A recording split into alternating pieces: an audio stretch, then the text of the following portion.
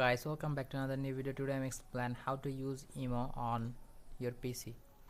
So just I'm open a browser, so like Firefox, and click IMO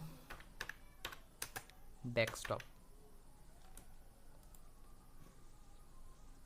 So this is the IMO on desktop, so I'm click download and imo.im. so wait for response. So guys, so just I'm create a one IMO account and download for Windows. Click here, so I'm download and install. Okay, just download and save button, click and already release note. Okay, then download is here, so I'm waiting for download complete. So guys, now download T0.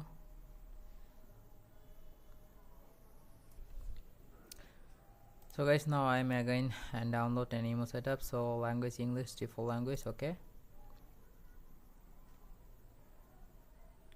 so now preparing to install and I accept this term and condition, agreement and license. So this is the agreement. Welcome to IMO, thanks for using this service IMO.